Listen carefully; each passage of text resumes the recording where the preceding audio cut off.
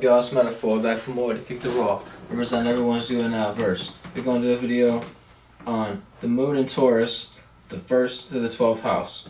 So first, got to give a little breakdown on the moon in Taurus in general. Get your mind right.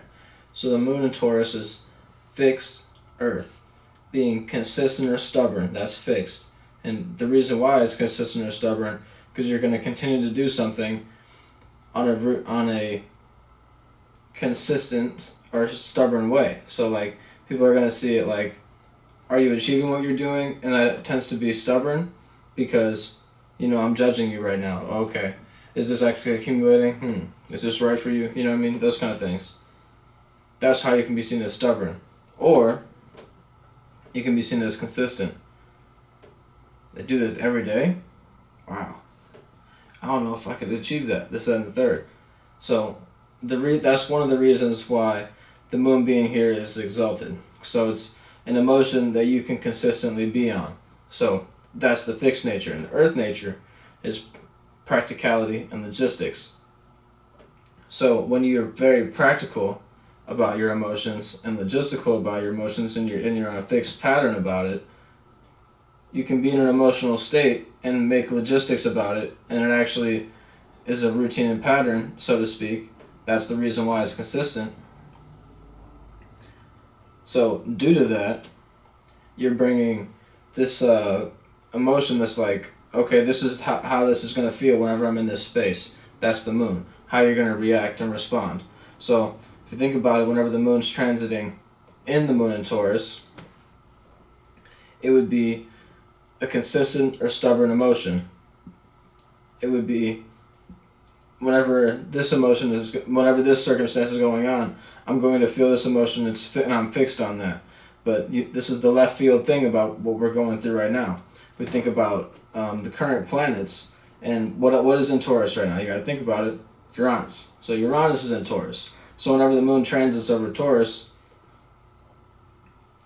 it's also going to run into Uranus as well. So I am a couple of days late, to be honest with you, whenever I'm recording this video. So that's why the moon in Taurus is already passed. We already had that Uranus. You already had that unexpected thing. For me personally, it had to do with my vehicle. You see what I mean? My 10th house, my status. So I had a left field thing happen to my vehicle. I got a flat tire, so I had to buy a new tire. You see what I'm saying? And the Uranus thing about it wasn't just how to get a new tire. It was the last tire had to get plugged, and then okay, I'm driving. Boom. I think I'm good. Uranus left field again. There's another hole in the tire. Oh my goodness, just get a whole new one. You see what I mean? So that's the left field thing about it. So that's just a left field little tangent, but it's something that you can think about whenever we're actually looking at the transits and also looking at where the moon is transiting through. So the moon, to finish up, an individual with the chart having, just explained having the transit in Taurus, like the sky, and an individual has it in their own sky, like their natal chart, so to speak, would be an individual that accumulates consistently. So they accumulate this, whatever their emotion they're in, they consistently accumulate more of that. Their manifestation is a way of bringing things into reality. An individual that, well, not so much an individual, we're going to think about the emotion of consistency. It's bringing like if you have the moon in Taurus, yeah, I'm breaking this down. If you have the moon in Taurus in your natal chart, like I say, then it's going to be this feeling that, oh, okay, if it works, I feel comfortable doing it. If it doesn't work, I don't feel comfortable doing it. My bad. It took me a little second to get on that. But yeah, that's the trend that I was on. So whenever you're comfortable doing something, you can consistently work on that emotion. That's when you bring it into reality. You can actually bring that solid object or that solid emotion. It's like an individual that you can see as solid in reality, so to speak, as a slang term.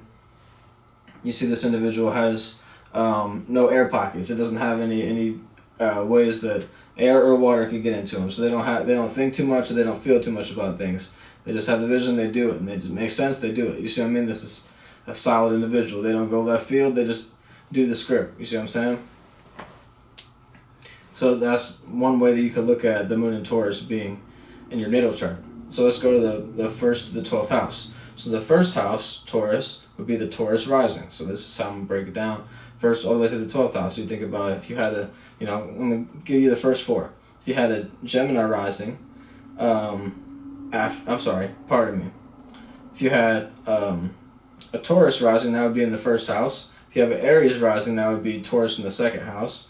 If you have a Pisces rising, that would be Taurus in the third house. If you have Aquarius rising, that would be Taurus in the fourth house. So you think about, it kind of moves backwards and then goes all the way back to the beginning. So the last sign I'm going to break down is the Gemini. I had it backwards in the beginning. So you think about the Taurus being in the 12th house of Gemini, just to finish it up for you.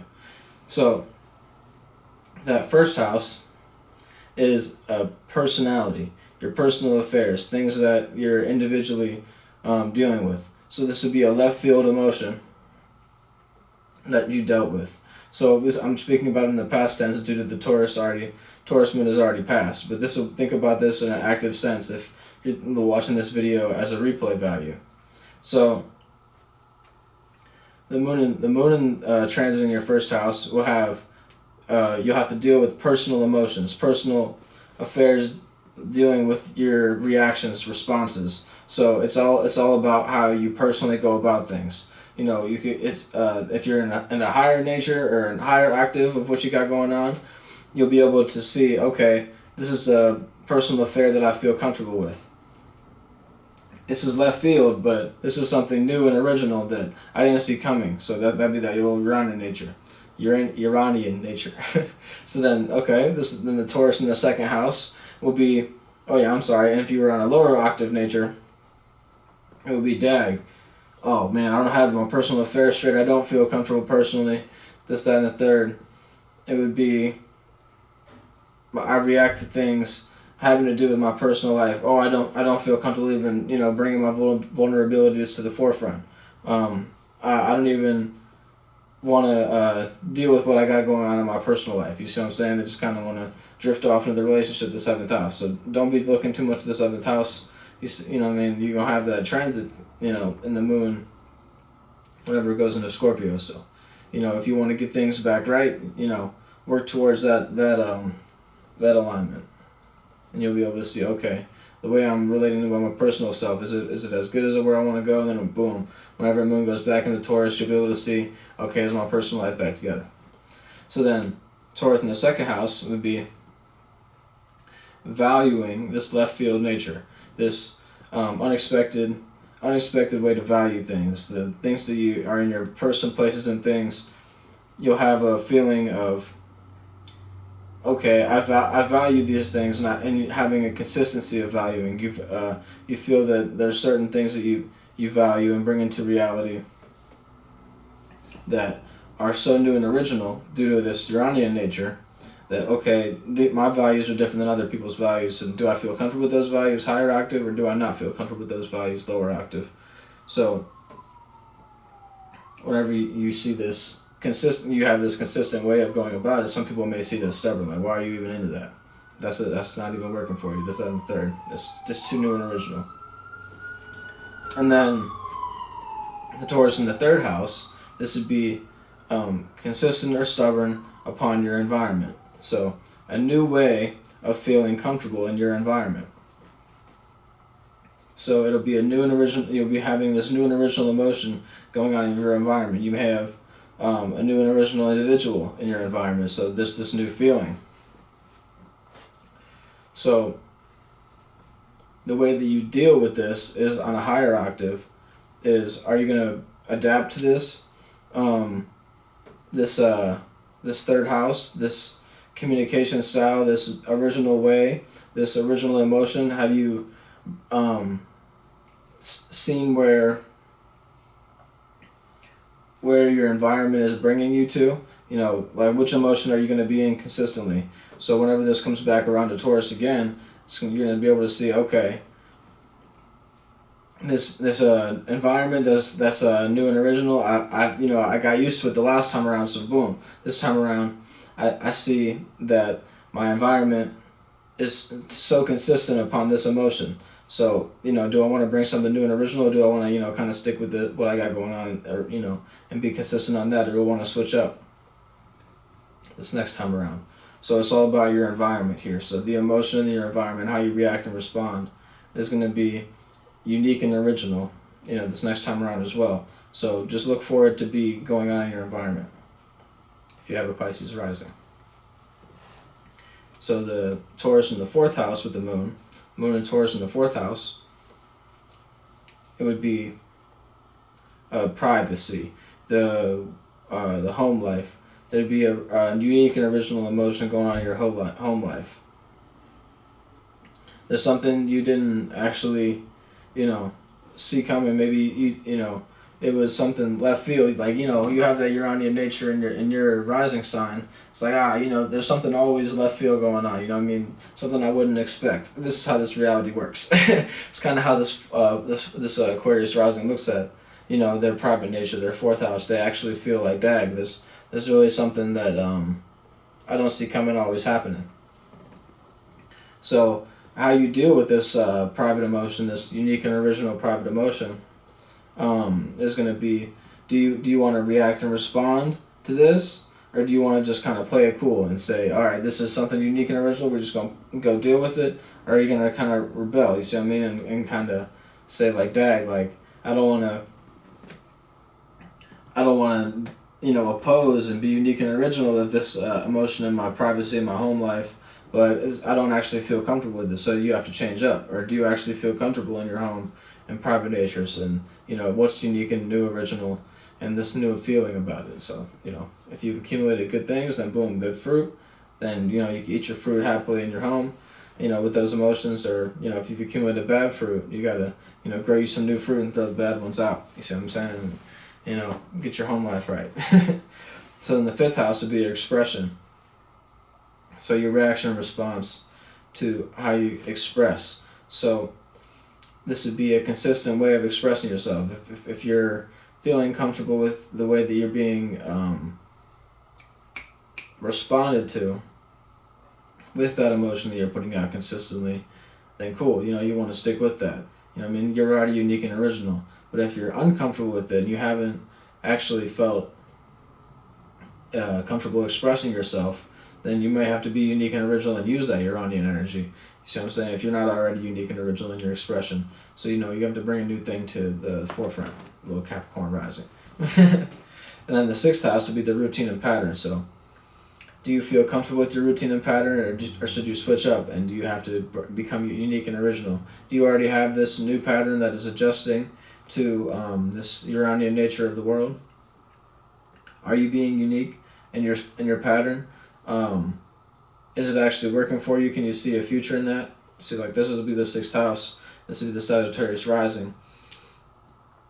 The 6th house in Taurus. So it's like, is this consistent way that you're doing your pattern? Is it actually working for you? Are you actually accumulating?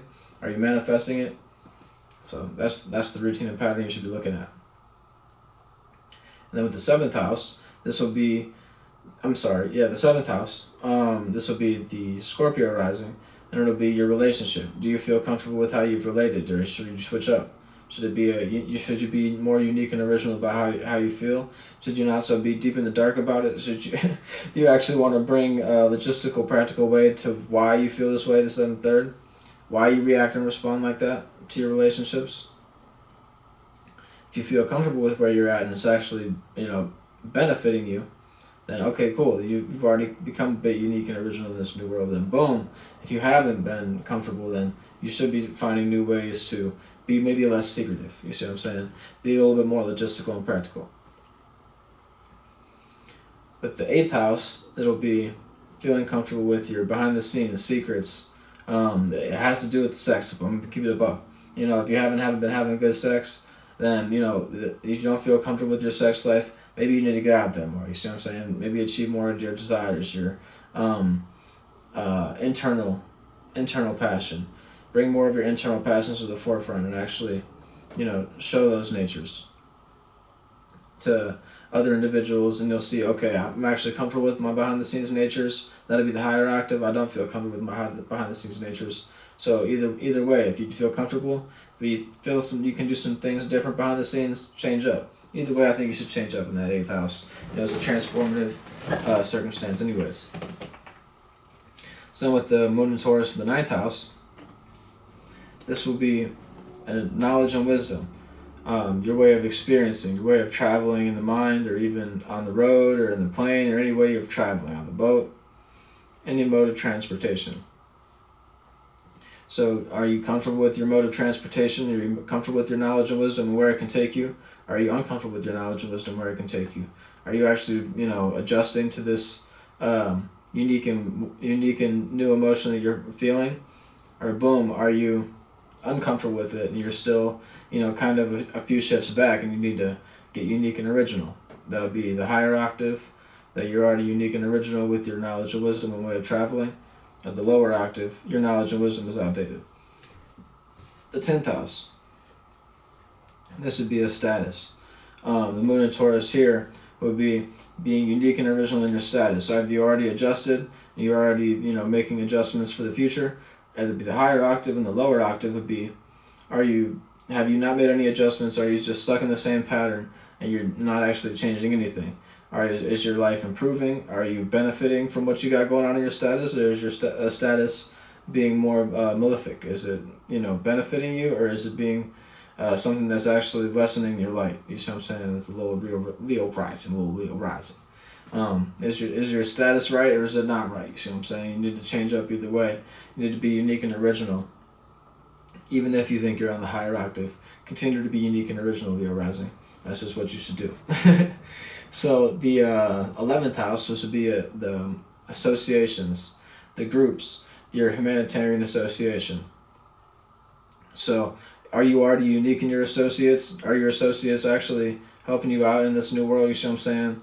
Are they bringing you to other groups to actually, better your associates and actually make you feel more comfortable? Like, oh, okay, I got good and new associates, I'm making good new relationships. Or are you on the lower end or lower octave, and your associates are bland? You're not really actually benefiting anything from your associates. You actually don't feel comfortable with associating in general. See what I'm saying? You can get more out there. It's kind of like the 8th house. Then the 12th house, this would be the dreams, illusions, and nightmares. So do you feel comfortable with your dreams? Are you actually seeing, oh wow, this dream is actually going to bring me to the promised land, so to speak? Or is it going to actually bring me to the opposite? We'll just put it that way.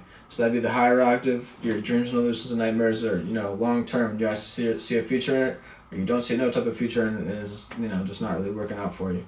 See, that'd be the Gemini rising. So holla back at me. Peace out.